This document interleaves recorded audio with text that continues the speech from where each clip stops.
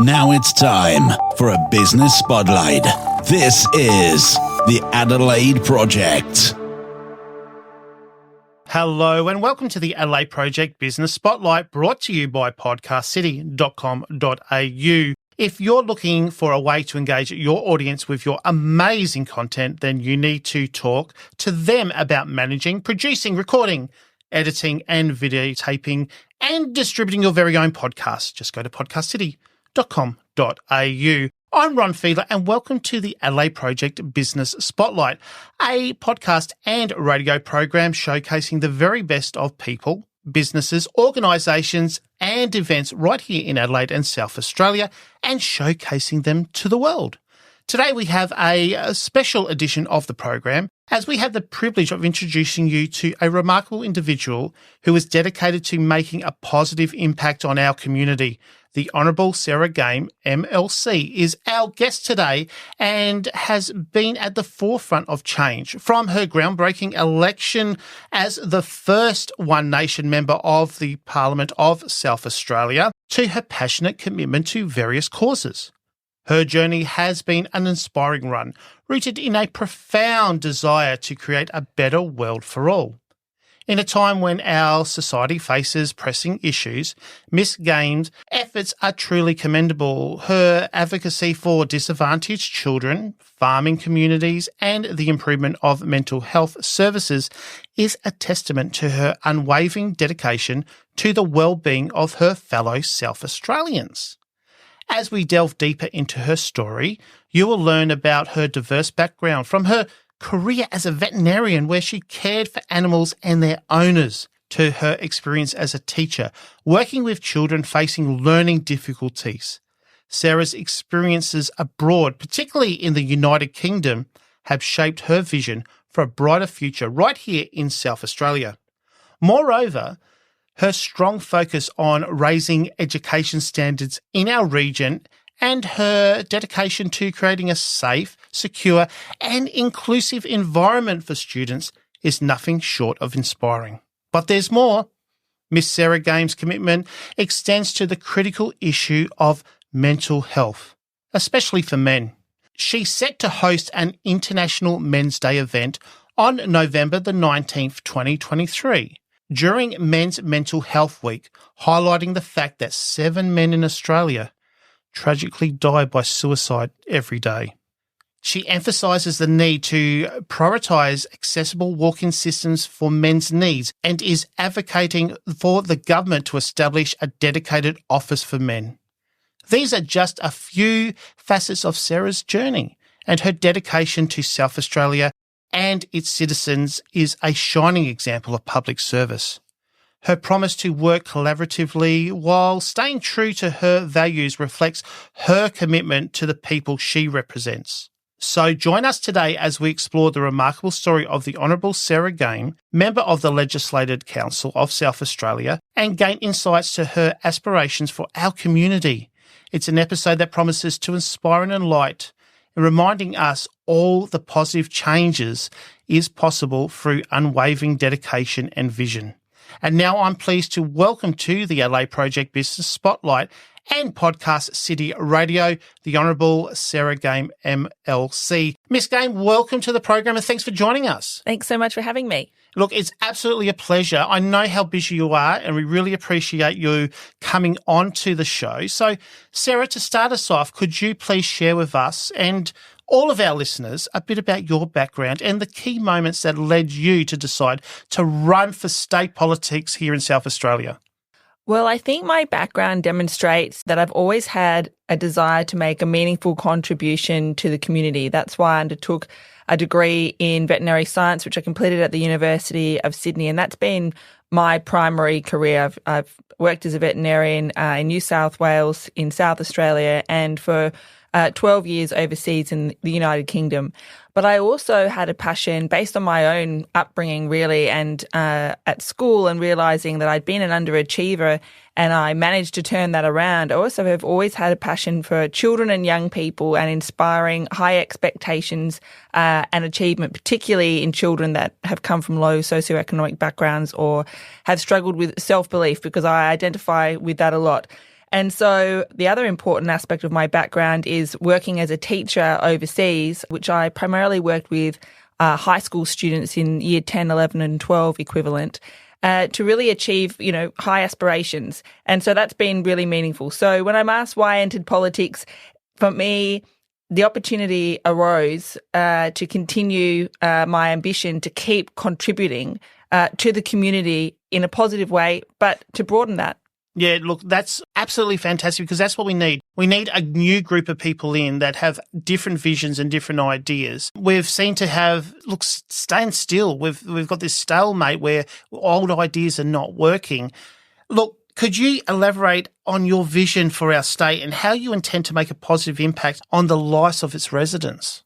Well, I guess particularly topical at the moment, although it is a sensitive issue, is, trying to look for a solution for disadvantaged communities. And at the forefront has been, how do we support and lift up that unsatisfactory fact that we have Aboriginal and Torres Strait Islander people living in despairing conditions? And so that sort of is quite key at the moment. And my vision for that is that we start focusing as a government and as a society on prioritising and supporting people on a needs basis. I think we've seen with the referendum that's caused a level of division within our society, and I feel terrible actually that I think it's hurt the Aboriginal and Torres Strait Islander people in particular who might feel a bit rejected by the outcome of that referendum. I mean, I'd really love to see the government take a united approach to say we stand now with all families that are struggling to look for a way to support people and prioritise people based on need,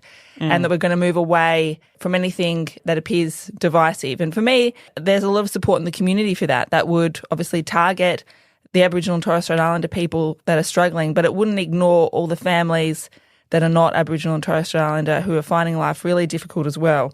But the other priority for me, that links in, because I think it's fundamental to everything, is supporting families.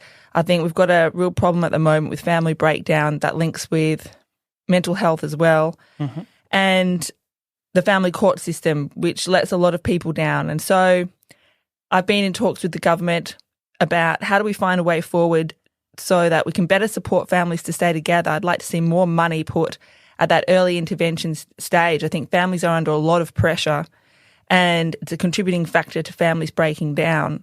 One of the biggest gifts you can give children, I think, is a family that stays together. I haven't been able to give that to my own children, but I do believe that that is one of the biggest gifts we can give.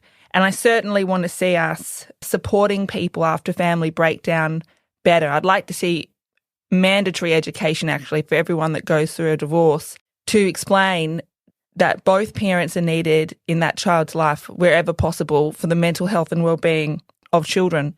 Look, you make some really good points there. How important do you think it is that we listen to people on the ground rather than just the experts? Like, the experts come out and they tell us what needs to be done, but they don't live it. It's not a live experience for them. Do you think that we should be looking more and having people involved who have had these live experiences and are actually on the ground?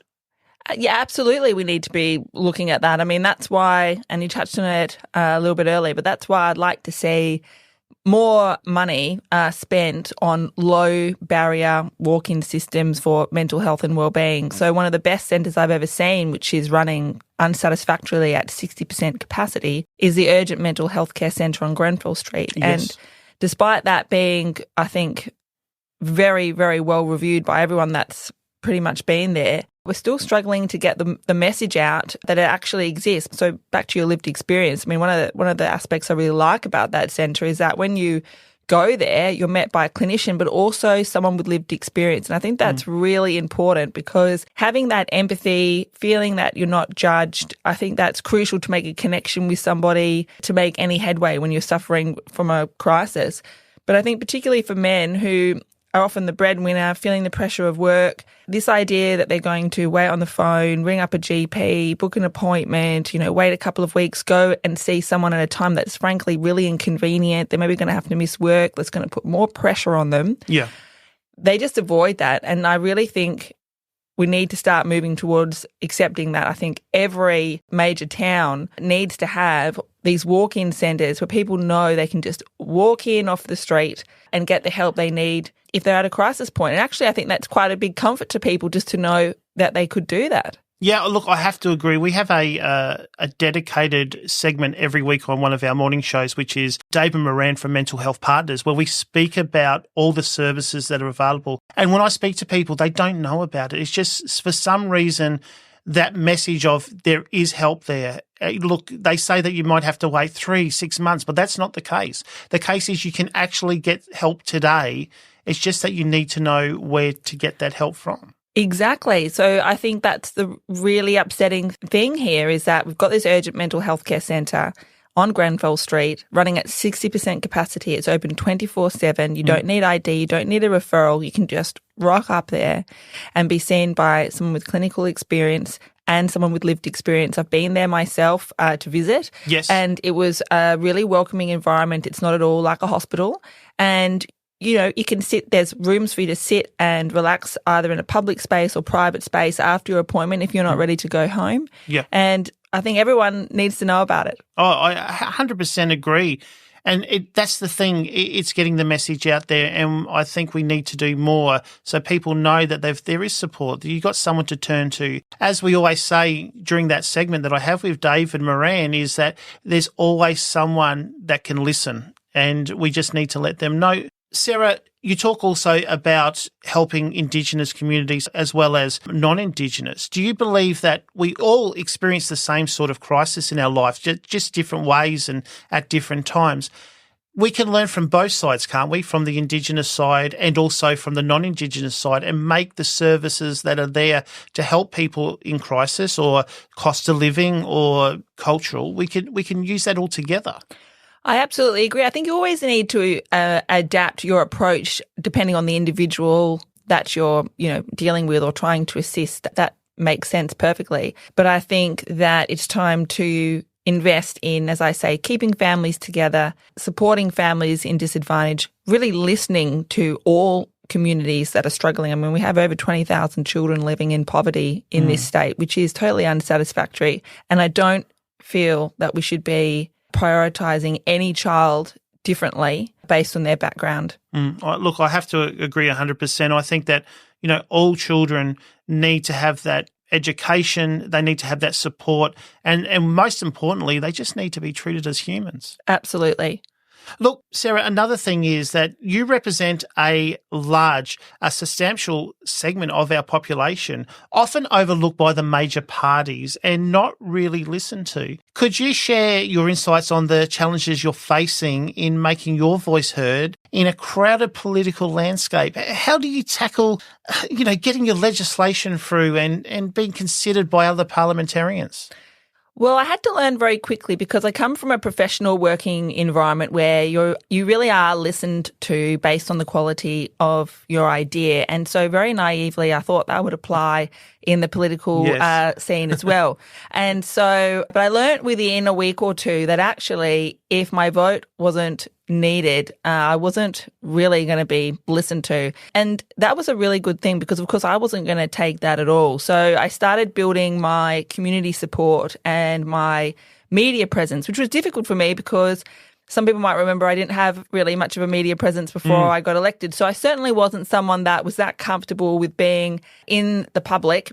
But I realised it was absolutely necessary to make use of my position. And so I sort of started a bit of a campaign on causes that I cared about to go on radio or to talk to papers. And I found the media really fair so far. And that doesn't mean they're always going to be fair, but I found the media to be really fair to me so far. And I made sure I got out in the community, and I think I built up some support. And I think that's the way to apply pressure in those scenarios, because when your colleagues realise, we can't just shut this down here because she's going to go outside and tell everyone that we've shut down, frankly, a good idea, then you do start to gain some momentum. So that's been really, really my approach. And it has been working, and I certainly have, made headway and been able to get heard within Parliament as well through that kind of tactic, I guess. Yeah, and on topics that are really important that the major parties just don't want to tackle, you're bringing them up, which is only a good thing. That's right. That's right. I think if you act with integrity and you do the right thing, you'll always be able to defend your position, and ultimately you'll gain headway because it will become harder and harder for those who are trying to shut you down for political reasons only to defend their opposition to you. And I suppose one good thing being the only One Nation member here in South Australia in the Parliament is that you don't have to go back to the party all the time. You're representing the state here, so basically you are the party here. That's right. And I've got a really good relationship with everyone in my party, but Pauline always made it clear, you're not Pauline Hanson and you're Sarah Game, and you need to be able to make those decisions for the state of South Australia. So she's always supported me, and I've never found that a problem. That's absolutely fantastic. It means that you're your own person, which I absolutely love, and you're not following in the footsteps or using someone else to get a gain in the system. So it's great. So let's have a look at some of those legislation changes and issues facing the community that you're concerned about. And let's start with the merger of the two universities in Adelaide, the University of Adelaide and South Australia. This is a significant development in our state's landscape. So what I want to do is just let you know what the Premier, Peter Malinauskas, has said about the uni merger. He put a press release out on the 18th, and it says here, we're pressing ahead with legislating a new university of the future. It has the potential to contribute $500 million into our economy each year. It's important it can deliver better opportunities for students of all backgrounds. The potential benefits sit starkly against the risk of doing nothing and watching our high-quality but small universities get swamped by international competitors. Can you share your perspective on this issue, considering the opposition from key crossbenchers and the questions surrounding the legislation needs for amalgamation? And additionally, how do you envision the practical impacts on our higher education system and students it serves?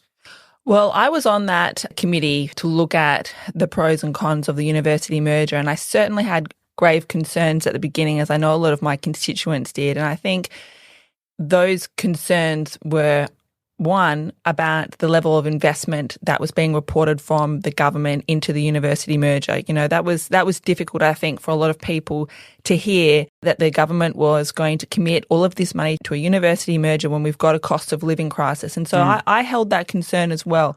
I did get to the bottom of that, which I'll explain in a moment. I guess my other concern was a lot of people aren't that interested in going to university. We need to be looking after everybody. I wanted to make sure that this university merger was going to benefit everyone, not just people looking to go to university. Particularly our party, we're really supportive of improving the respect, actually, of all the people who've gone on to have really important roles in society who didn't go to university. I absolutely agree with that. So for me, I had to make sure, well, is this merger going to benefit everybody or just those wanting to go to university? And also, I wanted to get to the bottom of, well, why is the government spending all that money on a university merger? I really supported my constituents with that. I guess what came out through the committee process, and that report has been tabled and is public now, and it found that a university merger would be good for our economy. What came out of that was that despite reporting, the government's actually investing very little in the university merger. And I for one, felt good about that. The government investment is actually in two primary areas, and they are improving research and development in this state, which, when I spoke with leading researchers and academics, is a really positive thing. This is going to, for example, if you're looking at cancer research, this is going to save lives, improve treatments for people. And the majority of academics and researchers I spoke to felt the merger would be a positive thing for improving our research capabilities that would improve the lives of everyone.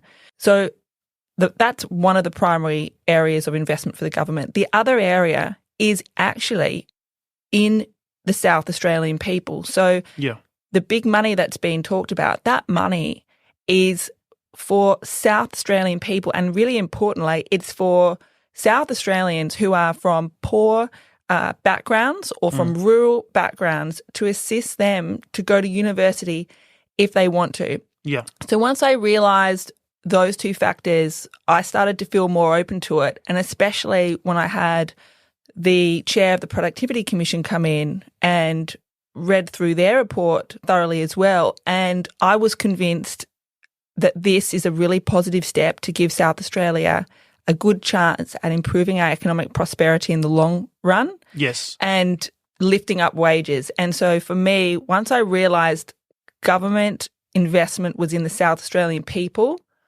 not in the university itself so much, which I think is one of the problems with the reporting. And I realised that this would benefit the economy and lift up everyone. I felt supportive of the merger, but I think getting that communicated clearly is going to be the challenge, because I know and I understand as well that people had misgivings about this too. So for the first time, really, university education is not just for the elite. It's going to benefit the broader community, and also, as you said, it's going to create more jobs. It's going to be able to give more services to people who may never have thought about not just necessary university education, but what a university can offer. We have so much untapped talent, is my opinion, out in the regions and out with people who are doing it tough and don't have access to this type of education. And I really support any measure to try and improve the talent pool that we have here and the access, to higher education if you want it. It shouldn't just be an elite experience for people from a privileged background. I 100% agree. We need those options, whether you're going to TAFE, whether you're going to university or doing something else. If everyone can get an option, it's just going to make our society much more. It's going to be more educated. It's going to be more prosperity going ahead. More creative. More creative, yeah. It's going to be it's the right thing. But like I say, I think this will benefit everyone, not just those who want to go to university. Absolutely fantastic on that issue. Let's hope that it does get out there in that positive light. Look, and I want to commend you for what I'm about to say. Another issue that you're passionate about is the patient-assisted transport system rebate, better known as PATS, a big victory for regional residents in South Australia. Could you please delve into the difficulties that regional people face before the rebate increase and the potential transformations this enhanced system could bring to their accessibility for vital healthcare? And also, what inspired your persistent efforts to secure this significant triumph for the well-being of our regional communities? Well, my commitment to people from rural and regional communities is twofold primarily, I guess. One, our party's always been interested in people from the regions, and that's been a priority from the beginning. But on this issue, particularly when I went to an event held by the Cancer Council at Parliament, and they explained to me the excess death rate in the regions was much higher than in the cities. And that one of the reasons for that, they felt, was the insufficient rebate for our patient-assisted transport scheme here. And I started looking into it and I thought, that's completely unsatisfactory. And as you say, I moved a motion which had unanimous support in the upper house that I want an urgent review of the entire patient-assisted transport scheme. Yeah. With that review, one of the things I want looked at is the fact that in this state, we have the poorest accommodation subsidy of any state. I think here residents are subsidised something like $40 a night for accommodation, which if you're coming to Adelaide is barely anything. And if you look at other states, it's over $100. Wow. So we are lagging behind in assisting people. But there are many other problems as well. There's no subsidy for in-city travel. So if someone's come into Adelaide and they have multiple appointments and they need to get taxis, they're not getting any subsidy for that. They've got no ability to choose their specialists. They just have to go to the one that's closest. And there's no subsidy at all for getting a second opinion, or it's very difficult to get one. So there's a whole range of issues with patient-assisted transport scheme, and I think we do need to urgently look at that. I don't believe there's been significant changes for well over a decade. Look, I have to 100% agree on this, because I have known of cases where people come down for treatment. They've got no way of getting back home. They've got no money to get home. They've got to stay here, couch surf, maybe with a friend until they can get maybe their pension, maybe an unemployment benefit or some money coming in to get home. It's terrible. It is terrible, and I think it's putting people off getting the treatment that they need, and that people are losing their loved ones over it. So I really hope that the government, who did support my motion, will now look at that seriously, and I'm going to be following that up. That is what we need. We need a person like yourself that follows these things through. And also it saves money, because, look, we don't have to build specialist centres in the regional areas if there is sufficient amounts of money and rebates that can bring people here.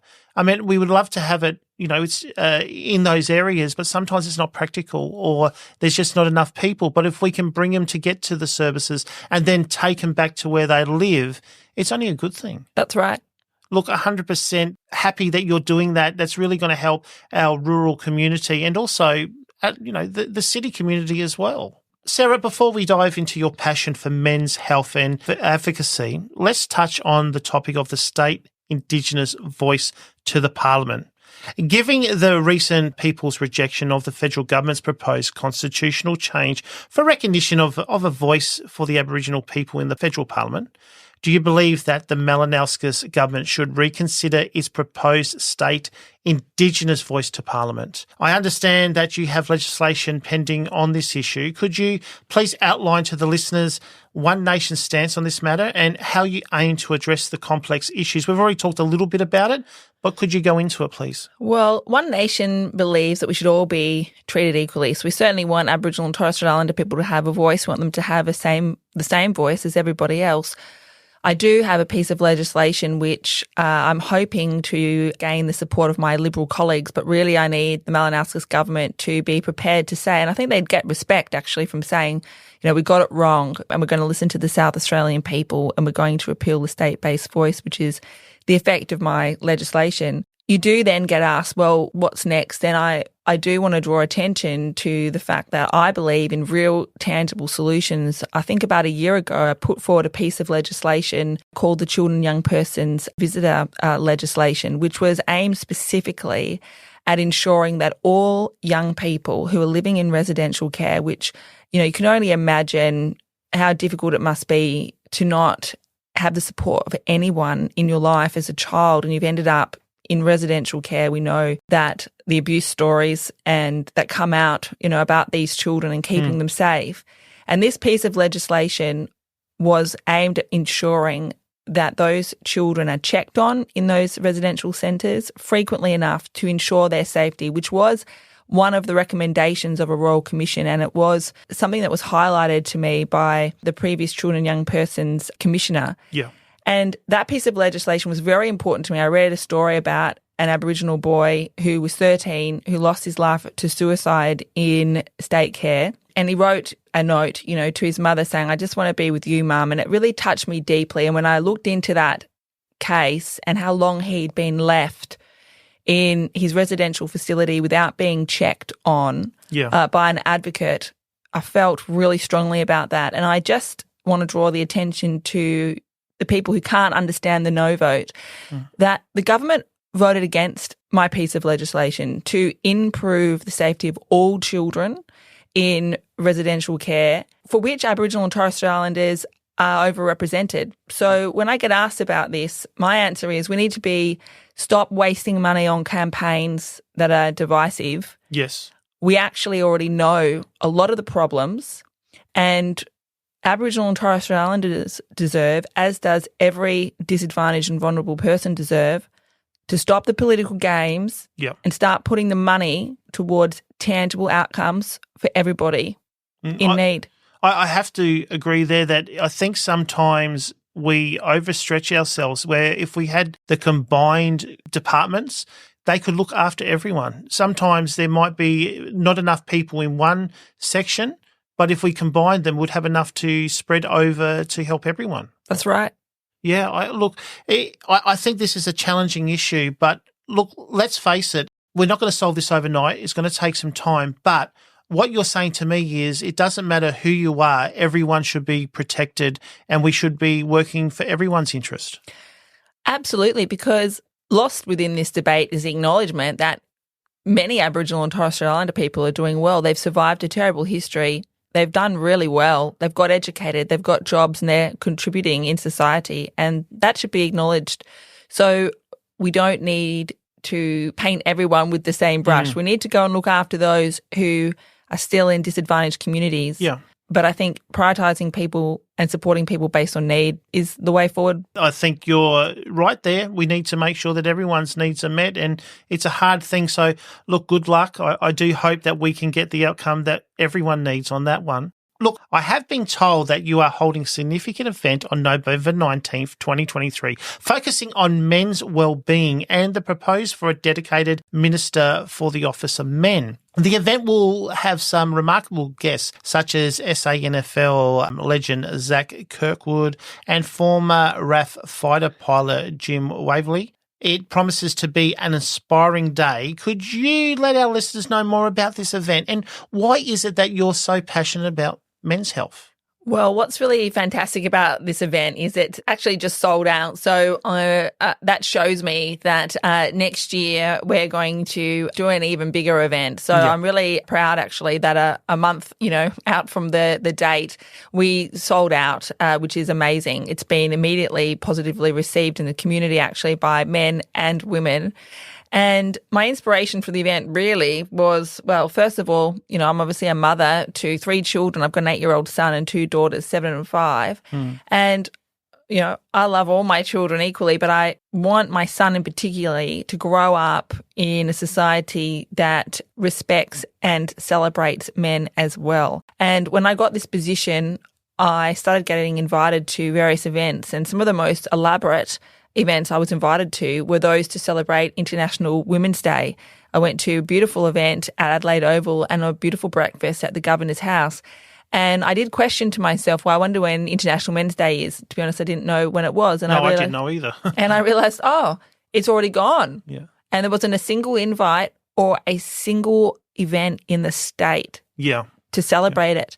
And I found that really remarkable. So I sort of started looking into it. And then I did a short speech on men and their mental health and well-being, and it received an extraordinarily positive feedback. And I started realising this is an area where I can make a difference. And that's the whole goal, is where do I advocate? Where is the advocacy not there for those that need it? Men are sort of purported to have it really good. But then when you look at the facts, and I'm a facts-based person, you see that we've got much more investment in women and women's health, yet men are dying earlier.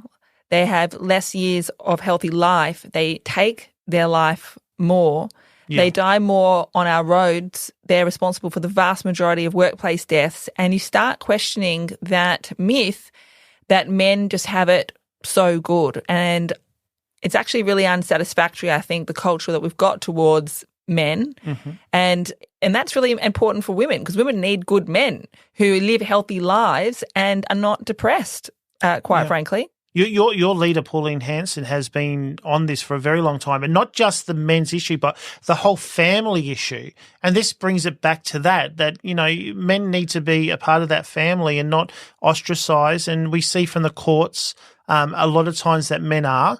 They're simply not involved in their children's life for whatever reason. Sometimes it may be proven and they can't have involvement with their children, but a lot of the time it's not. I really think that it's a hard thing to put that line down, to have that way of one way or the other. You cannot separate men's mental health and well-being from family breakdown, I feel. I think the evidence is there that family breakdown is responsible for a lot of the poor mental well-being of men who, as you say, need to be involved in their children's lives and need to be part of a family. Yeah. And so I guess that's the other aspect that I've been talking about in Parliament is this concept of parental alienation, where unfortunately either parent really is unable to see that, quite frankly, you can be not a great partner, but that doesn't mean you're not going to be a great parent. And in that emotive time of separation, that can be difficult. And if you've been the father and you've been working away, or, for example, been a veteran and been away, if the mother has been the primary caregiver up until the point of separation, I think you are reliant on the mother fostering a positive relationship and encouraging the children to bond and feel comfortable at that time of separation. Because if you've been away, you might be the less connected parent. It doesn't mean you were the less important parent. You were out providing the income potentially at that time. Not that all fathers have to be, the breadwinner, but that's often the case, or they're working away. And if that's the case, really both parents need to come together and say, well, now that our circumstances have changed, how are we going to foster the well-being primarily of our children? Children need both parents. Yeah, look, I agree there. They do need both parents. And I think this is something, as I said, that your leader, Pauline Hanson, has been working on for many, many years. And it takes people like you to bring that up. And this is what the major parties don't do. They don't show what's actually happening in real life on the ground, what a man goes through with the separation, because it is an emotional thing. Sometimes they may think they've failed when they haven't, because it's just circumstances. And I've met men who I think have been indoctrinated themselves that they're sort of not that important and they should just not really fight for their children, and that their children just really need their mother and maybe they should just step away. Yeah. And that's really sad. It is. As you said, I know I could never live without my father. He has been a rock for me, and, to be separated sometimes can be the most devastating thing for a child. I'm not there to judge, and I don't know the circumstances, but I do think that, we can live with both parents and have them involved in the life, in that family life. Look, Sarah, what is the Office of Men? What will that do if we have that commissioner or minister? What are you proposing there? Well, one place to look is the Minister for Women and the Office for Women. I mean, I'm still trying to get to the bottom of how much money we put towards the Office for Women, because it hasn't been easy to find, but it is one of the questions I've got for the government. But I know that the Office for Women has a Premier's Council with a whole lot of leaders and experts that will advise government on all areas of policy to ensure equity for women. And we've covered some of the areas where we need equity for men, and I want the same for men. So I don't have all the answers for men, but I think that we as a government need to look at establishing that same level of expertise that's advising government about how we can improve the unsatisfactory fact that men are taking their lives so often. Yeah, it's sad that they're doing that. And look, one life loss is too many, and maybe by putting something together like this, an Office for Men, and we have those issues dealt with that are just not seen in mainstream media and mainstream society, and bring them to light, because at the moment it's mainly seems someone like yourself is doing it. Well, one of the reasons I wanted to do this International Men's Day, which has always been on November 19th, I didn't come up with that, but I was very surprised to realise that there was no other celebration in the state, and my understanding is this year my event is the only celebration in the state for International Men's Day. Really? That's right. Oh. The only celebration in the state. But it had, as I say, immediate support, and we've combined with Legacy, which I'm really excited about. Legacy will be our charity for the event, which is fantastic.